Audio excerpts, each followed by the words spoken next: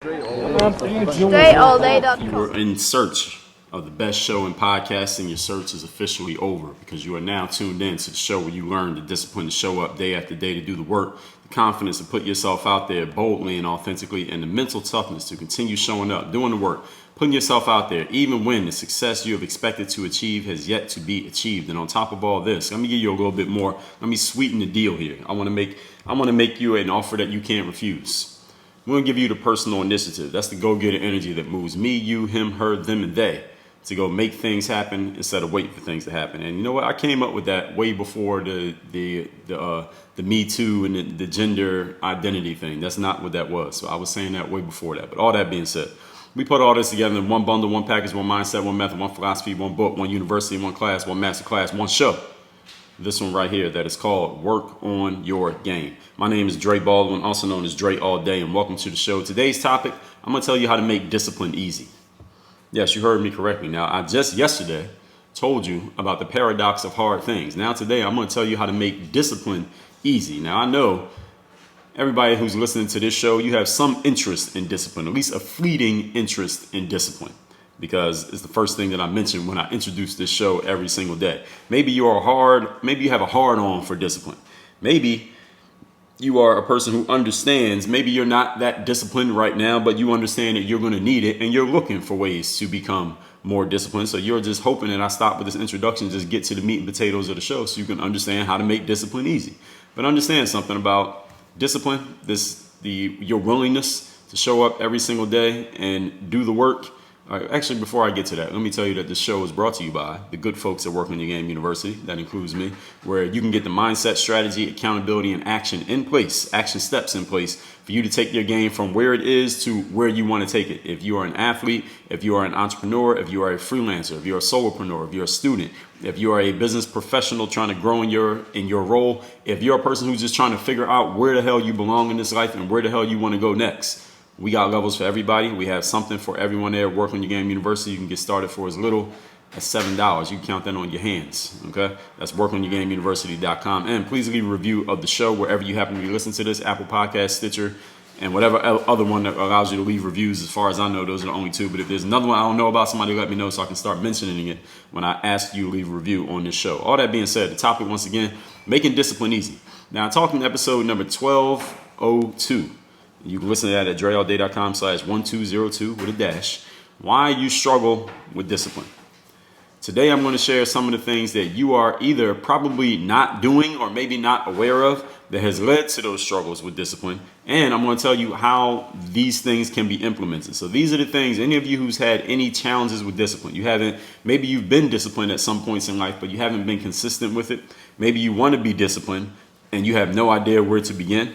Maybe you have a lot of ideas of where to begin, but the shit seems so daunting and so boring and so anything other than what you want. You have just given up on it or haven't tried, but you're willing to listen to what I have to say about it. I appreciate you for that. Congratulate yourself for that. Today, again, we're going to go over some things that will make discipline easier for you so that you can start showing up every single day and doing the work. And understand, when you show up every single day and do the work, I guarantee that results will follow. So if that's enough to entice you, please keep listening. Turn the volume up. Point number one. Topic, once again, is making discipline easy. The first thing you can do. Now, this one, not everybody's going to be able to do. I'm going to tell you off top. Now, let me tell you what it is. Become a robot. Yes, you heard me. Become a robot. R-O-B-O-T. Robot. Let me get a definition of this word robot so we can all be on the same page of what I mean here. I don't even know what the definition is before I even say this, but I'm going to look it up and let's see. It says a machine resembling a human being, able to replicate certain human movements and functions automatically. Actually, that's pretty good. Let me say that one more time. This is the first point. Becoming a robot to make discipline easy. A machine resembling a human being and able to replicate certain human movements and functions automatically. That's a damn good definition. Exactly what I mean. Become a robot. Now, this one may be difficult for some of you to implement if you do not have the personal wiring for being a robot, okay? But I do have to mention it just in case you do, or just in case you want to, you want to work on your internal wiring in some ways and make yourself into a robot. This will work. The reason why I made this the first point is because this is probably the key easiest way. This is the easy button. The easy button to be disciplined is to become a robot. Now, it doesn't mean you become you stop being human, but I mean be the human version of a robot as close as you can be. I personally, Dre Baldwin, I am a robot. If you ask anyone who knows me personally, anyone who's spent enough time around me personally, they'll tell you that that's a pretty good definition of me. I'm a robot. I do the same things day after day. Same places, same times, same processes, same ways. I use a lot of the same phrases. I mean, you listen to the show every day, right? Do I use some of the same phrases over and over again? I have enough variety within the processes, within the systems, that I give myself enough leeway for variety within them to come up with ideas such as new content for this show every single day. I've created freedom within my systems, but I'm always working within systems consistently. I'm the type of person who likes to work within a system. I like to know exactly what I'm doing. I like to plan things out ahead of time. I know exactly where I'm going to be at and how I'm going to do it, who else is going to be there, what I'm going to say, what I'm not going to say. All these things, I already know a lot of these things up top. Now, again, I've worked my way into be able to create freedom within my systems. For example, with this show right here, it's not like I'm not reading what I say on the show off a teleprompter. I don't write down everything that I'm going to say. What I do is give myself a couple of notes and then I just start talking. Now, because I put my time in the game, I'm able to do that. Now, that's not something you are just going to be able to turn on a camera or turn on a microphone, just automatically be able to do that. Because of the time that I put into my oratory skill, you can give me a topic, or I can give myself a topic, give myself a couple of lines of notes, and I can just go off on that topic just kind of off the top. But that's a skill that I developed over time, but it fits within the framework of the systems because I personally, like I said, I am a robot. Now, this works with my personality, and it has worked for my careers, whether in the sports world, as a CEO, as a content creator. In the sports world, it was showing up every single day and doing the work. That's how I got good at playing basketball. It led to me, what I was already doing in the gym, posting those workouts that I was showing up every day to do. I started posting them on this site called YouTube, and that's how people started to know me on the internet. Then when I started a podcast, I said, what's going to make my podcast stand out? I mean, I'm not the only person in the world who's going to be talking about something like mindset or something like discipline. Or if I look at the list of shows that I put out here, I've talked about leadership. I've talked about becoming a superstar. I've talked about confidence. I talked about leadership again. I talked about playing life in the long run. I've talked risk taking. I'm just browsing. I'm just scrolling through random topics. How to shut out outside noise. How helplessness is not a strategy. How to create content, 6 reasons to write a book, how to take more control over circumstances, your obligation to be great, how every day is a new opportunity. I talked about the election of 2020. As of this recording, we don't even know who won yet. And hopefully by the time you hear this, we know who won, and at least or everybody has agreed who won. Actually, that's a better one. Not who won, but agreed who won. All that being said, the freedoms that I've created within the frameworks of being a robot, those just happen to work for my personality. Maybe that might not work for you. Some people are, and I know a lot of these people, who are more free-spirited individuals. They're more all over the place type of people. They're always doing something different. They never stay with one thing for a very long time. And I'm not saying that as if it's a negative thing. This is not necessarily a bad thing. People who kind of move around a lot of different ways, more in a more random type of way than somebody who is as robotic as myself. Ideas and variety are good things. Now, some people, again, I come up with ideas and variety. I think you can look at the list of the episodes of this show that can attest to that. I come up with ideas and variety within the systems of my robotism. If that's even a word? If it's not, then I just create it. See, there's some free spirit right there. But there are other people out there who they have all these different ideas and their mind is going all different directions all the time, like a squirrel, right? Or like some small dog. No matter what sound, anything that happens, anybody's around, they're just all over the place. They can't stay focused on one thing for a very long time. This is not necessarily a bad thing, I repeat. But one thing I do know from experience, and you probably know as well, long-term results in life are a result of long-term discipline. Let me repeat that. Long-term results in life are a result of long-term discipline. So, if you are the type of person who is incapable of being a robot, it just doesn't fit your personal wiring. It's your mentality. It's just not who you are. It's not part of your character to make yourself into a robot or to allow yourself to become a robot. The very idea of being a robot kind of makes you want to throw up. Your brain can't even process how you could become this type of person. Here's what you do. Okay, go find a robot and you partner up with them. You provide the ideas and the free spiritedness. They provide the steadiness and the systems and the frameworks in place, and you two will make magic together. So if there are any people out here who could never ever be a robot, go find some free spirited individuals. And if there's some robotic people out here who have a challenge of coming up with ideas and coming up with varieties and different ways of doing things, you don't have that, you're not kind of like hybrid mind like I am, then you need to go find a free spirited person who will provide you more ideas and you'll know what to do with. And if any of you happens to have that hybrid mindset, then, well, you're in the right place, listening to the right person. We're on the same wavelength. So there's something for everybody. There are options for everybody. There's a way we can make it work for everyone, like I told you at Work on Your Game University. So all that, let's move on to point number 2. Today's topic, once again, is making discipline easy. So the first one is to be a robot. Maybe you can do that. Maybe you can't. If you can't be a robot, you need to go find a robot. But here's the second thing. This is something that from this point forward, I'm going to tell you something that everybody can do. Second thing is create duplicatable processes. This is huge. Every point that I'm going to make here today, these are all huge. How many points do I have here today? I got 3 points. So every point I'm going to make here today is a huge point when it comes to making discipline easy. If you just implemented only one of these 3 points, it would change everything for you discipline-wise and would start changing things for you results-wise and consistency-wise. Consistent results. Maybe you don't like the concept of consistent work, but do you like the concept of consistent results? Yes? Okay, then implement at least one of these 3 things I'm going to tell you here today. Duplicatable processes is point number 2. Personally, I start my day every day with a workout. And I'm telling you that to tell you this, that tonight, for example, when I'm recording this, when I go to sleep, my workout clothes, my supplements, my bananas for breakfast, my water, and my protein shake for tomorrow are all prepared tonight. They're all ready.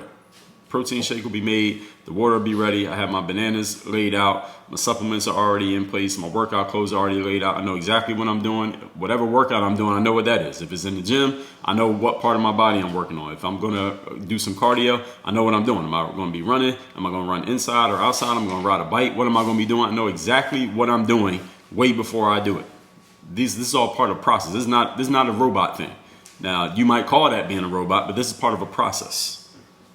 All I have to do tomorrow then is just follow my process. I already know what the process is. The workout clothes will be different each time that I work out. I have a little bit of choice. I got some variety in my workout gear, but the way I set it up is all the same. The process for picking my workout clothes is all the same. The process for laying them out is all the same. Now, I don't drink Starbucks coffee. I don't drink coffee, period, but I assume that a lot of people do because Starbucks is a pretty big business. I assume for those of you who do drink Starbucks, you could tell me if I got this wrong, that it tastes pretty much the same every time, right? And that's why you pay $7 for it. Or McDonald's, pretty much the same every single time. Why? Because they have processes in place. They have processes in place that nobody can really mess up. And this is why anybody can work at Starbucks. Anybody can work at McDonald's. Why? Because you don't have to bring any skills to the job. I could go work at Starbucks right now, and within an hour, I could be pretty damn good at that job. Why? Is it because I'm a genius? No, I am a genius, but that's not why I would be great at Starbucks. The reason why I'd be great at Starbucks is because their processes are so tight that as long as I have the intelligence to understand what somebody is telling me, and I can read and I can follow a process, I can't possibly mess it up. Now, is there a little bit of art that may go into working Starbucks? Maybe. I don't know enough to even tell you that, but I will tell you that not everybody who works there is an artiste. All right, a lot of them are just process followers. And a company that has any organization that has really tight systems, that's all they need are people who can follow processes. Because sometimes you bring in somebody who's an artist or somebody who wants to be an artist, they got a little bit of that free spiritedness in them. All right, they don't have enough robot in them. They might become more of a problem than an asset. So all they need is people who can follow a process. They just need people who can just do what you're told. McDonald's works that way. Burger King works that way. Starbucks works that way. Apple works that way. Again, they may have there's a little bit of leeway worked into the process, but at the same time, there is a process to be followed. You go to any company that you see, they have multiple locations in all different places with different looking people working there, but you get a similar experience every time. That's because of the process. The process is in place. Now, a place like, for example, Apple Store is a good example. There's a lot of there's some freedom worked into their process, because the people, sometimes they have different shirts on and they say different things. They don't have like a normal cash register set up, and it's much more.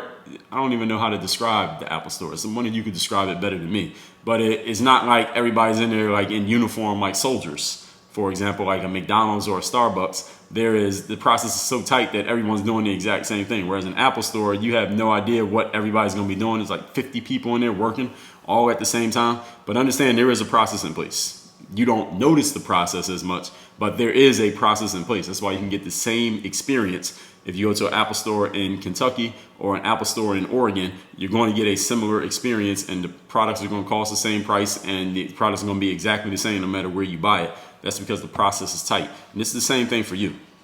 And this is why, again, nearly anybody can work at these places. Process is the skill.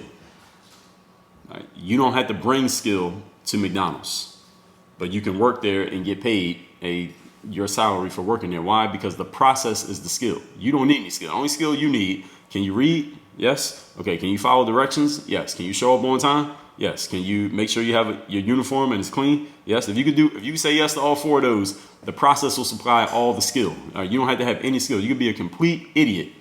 As long as you can follow directions, you can be successful working at McDonald's or Starbucks. The process is the talent. A business coach by the name of Alex Sharfin talks about the concept of process over people. And I'll give you an example of why I'm even bringing that up. Process over people means, this is in my words, it means you don't need to depend on yourself being a genius, or yourself being a hard ass on yourself, or yourself forcing yourself to be disciplined. If you're not that type of person, if that's not really your wiring, you don't need to do that. All you need to do is make sure you have processes in place, and the process will put the people where they need to be. And the people in this case is you. You are the person. I had a situation recently where my executive assistant had missed an update that we had talked about. There was something that she was supposed to do. I told her to do it. I told her on Friday to do it. I told her it needed to be done for something that was happening on Wednesday. She forgot. It completely slipped her mind. She didn't do it. Then when it got to Wednesday, I noticed that thing wasn't done. I reached out to her and said, hey, what the hell is going on? Why haven't you done this thing? And I noticed that she had simply forgot to do it.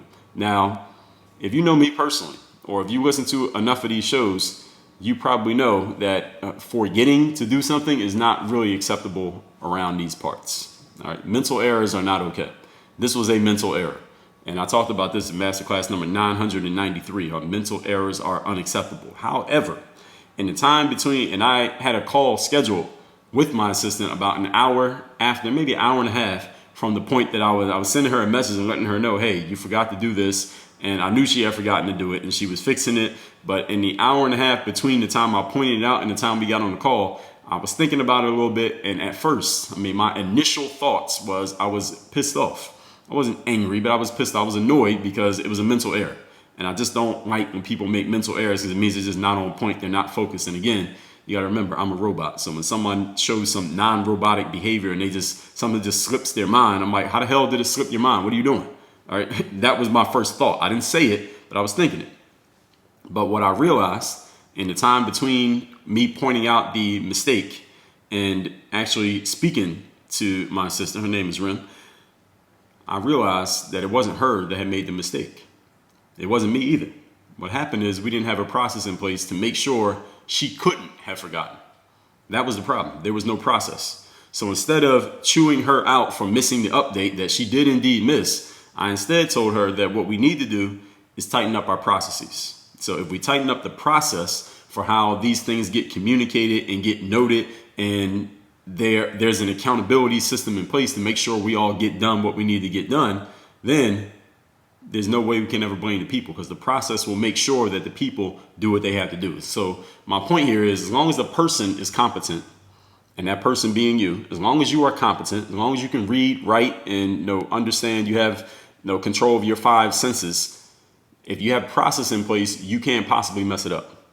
Again, look at McDonald's. Next time you go into one or you drive past one, look at a Starbucks, look at a Jiffy Lube, look at an Apple Store. Any company that's been around for a while and their outputs are consistent, look at any online company, a place like Google, where their outputs are consistent and every time it works, it's consistent all the time. And if something didn't work, you're like, you can't believe that it didn't work. You go on ESPN.com or any website that you like, and the output is consistent. It always works. You want to watch a live stream and it's working. You go on Netflix and it loads up. It has all the new shows, and you click on something and you start watching your favorite show. And if it didn't work, you'd be like, what the hell is going on, Netflix?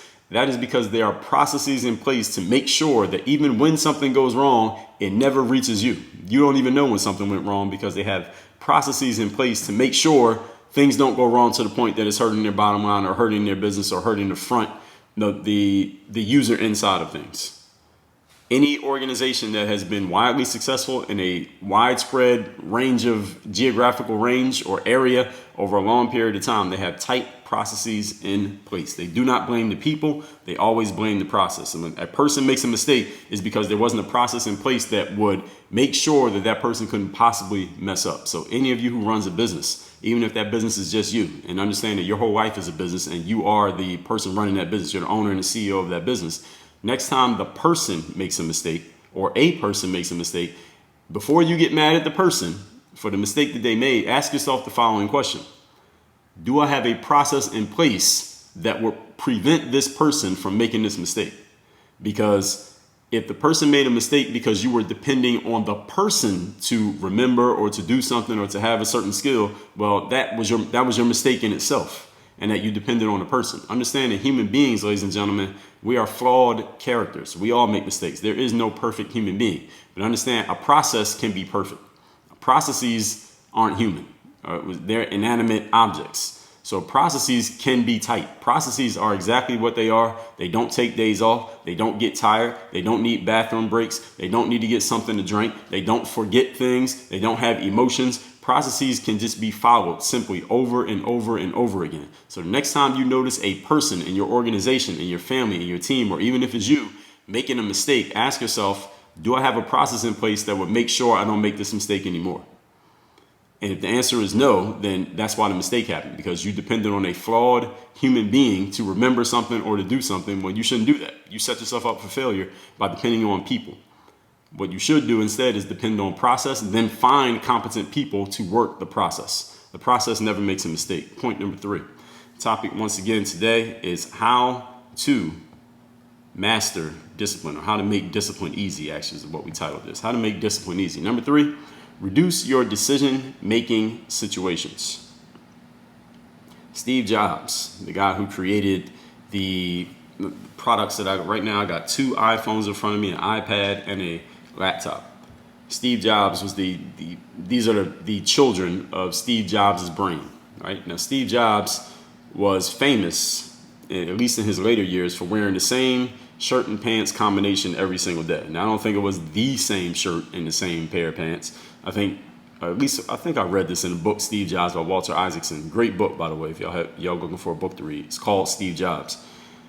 Steve would go and buy, once he found a shirt that he liked and a pair of pants that he liked, he went and bought like a whole closet full of the same shirt and a closet full of the same pairs of pants. And when he was asked why he would wear the same shirt and pants every single day with no variety whatsoever, robot hint, Steve said, I don't want to change. I don't want to wear different clothes, because if I have to choose what clothes to wear every day, that's a decision. I have to think about, all right, do I want to wear this shirt with this pants combination and these socks and these shoes? Every time that I had to do that, I had to use a little bit of brain power to make that decision. But I'd rather use my brain power, and I'm paraphrasing here, I'd rather use my brain power on more complex things, like how are we going to take Apple to the next level, or how are we going to really get this thing that I have in my mind called the smartphone. How are we actually going to create this and make it work and get it out to the consumers who don't even know that it's coming? He didn't want to waste his energy on things like what kind of clothes he was wearing, because that wasn't important to him. What was important to him is, how can we create a device where a person can have 1 million songs in their library, all in a device that fits into their back pocket? He was more focused on that. So the robotic side of Steve Jobs, and there was a lot of robot in this guy. He was super creative, but there was a lot of robot in him. And this thing about the clothes that he wore is a great example of it. He didn't want to waste any of his brain energy on something that he didn't deem to be important. So here, what I'm telling you on point number 3, reduce your decision-making situations. I know a lot of people actually who do something similar to Steve Jobs. Maybe they wear the same shoes or the same shirts or the same pants or the same whatever every single day because they might have got the idea from Steve. They don't want to waste their brain energy on things like that.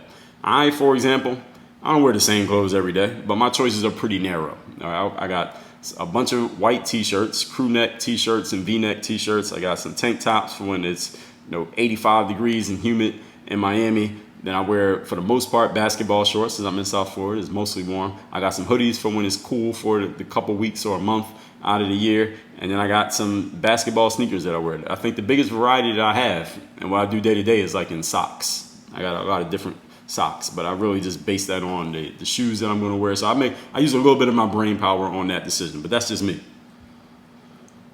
One thing that I did that is a more reflection of the robotic mindset, and anybody can pick up any of these things that I'm pointing out.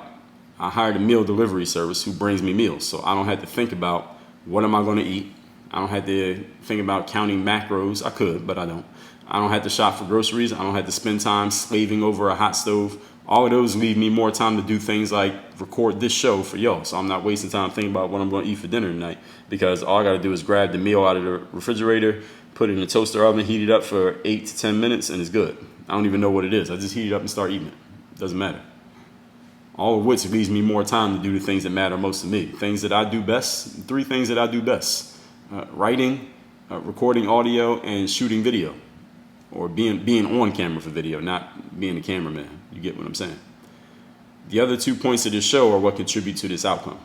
So the outcome of being able to reduce your decision-making processes come from the fact that you have created duplicatable processes so that you don't have to think about what to do. All you have to do is just do the same thing over and over again. And then there's those robot tendencies. Again, you don't have to be a robot overall. Some of you are wired this way to be a robot, but many people are not. But you can take some of the things that these robotic people do, people like myself, things that we do, and you can adopt some of these practices. You don't have to adopt all of them. You probably can't adopt all of them because it's not who you are at your core.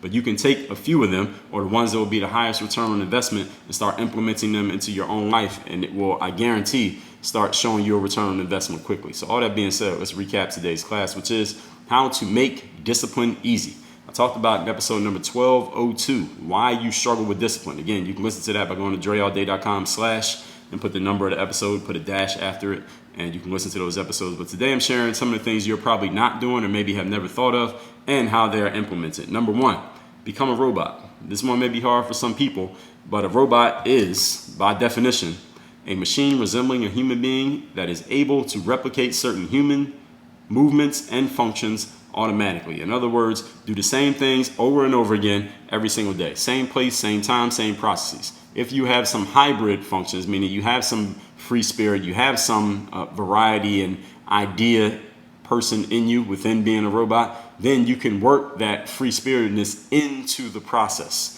See, the Apple Store is a good example of this, where there is freedom for the people who work there, but they are all following a process, which is why you get the same results, even though it looks very open and free-flowing when you go into an Apple Store. But understand, there's a whole lot of process going on. You just don't see the process as clearly as you would see it in a place like McDonald's, for example. Point number 2, let me tell you a little bit more about point number 1 and I'll recap here.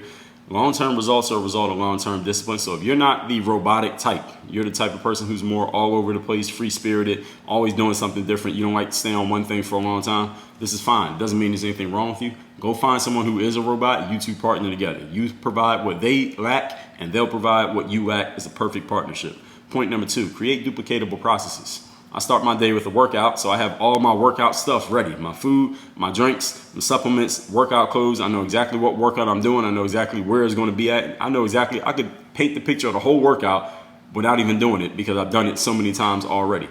These are processes. Processes are in place to allow for consistent outputs. Starbucks is consistent. McDonald's is consistent. The Apple Store is consistent. Why? Because there are processes in place. Anybody can work there as long as they can understand the language, as long as they can follow a process, and as long as they have a baseline level of intelligence, they can follow these processes. And understand it is process over people. Do not depend on people to fix things or do things right. Depend on the process to be so tight that a person, as long as that person is intellectually competent, they can't possibly mess up your process. Okay. When my executive assistant forgot to do something, my first thought was to be pissed off at her for forgetting to do something. But then I realized, you know what? It's actually not her fault. It's the fault of the fact that we don't have a process in place that would preclude her from ever making this mistake, because the process would have kept her on point and made sure that she did what she needed to do. But since there was not a process, then we left it up to a human being, and human beings are flawed characters. So if you want mistakes, if you want things to be flawed, if you want things to be not perfect all the time,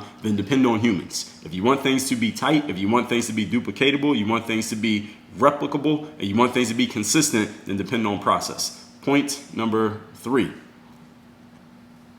Reduce your decision-making situations. Steve Jobs wore the same clothes every day so he could save his brain power and use it on bigger problems, like developing these smartphones that we all have in our hands right now. Most of you have it within arm's reach of you for 24 hours every single day. I know a lot of other people who do the same thing. I, for example, don't do that, but I did something like hiring a meal service, so I don't have to think about what to eat. I don't have to shop for groceries. I don't have to slave over a hot kitchen. Always leaves more time for me to do things like this show. But the other 2 points that we talked about here today are what contribute to the situation of you not having to make so many decisions. Understand that there is a such thing called decision fatigue, ladies and gentlemen. That's when you have made so many decisions in a certain period of time that you lose your willpower, you lose your determination to make any more decisions, and that's when you start making poor decisions. But the fewer decisions you have to make, the more brain power you have for the most important problems in your life, which are usually no more than a number of things you can count on your hands. So if you find yourself making too many decisions over the course of a day, what you need to do is start putting processes in place so you can stop having to use your brain power on things that are really not that important in the long run of where you're trying to go with your game. And if you're ready to take the next step in your game, wherever that next step may be and whatever your game may be, I would suggest you get into Work on Your Game University so you can start implementing these frameworks that we talk about here every single day. The mindset, the strategy, the accountability, and the action plans to make them happen. Listen to what I'm about to tell you. Work on your game. Dre all day.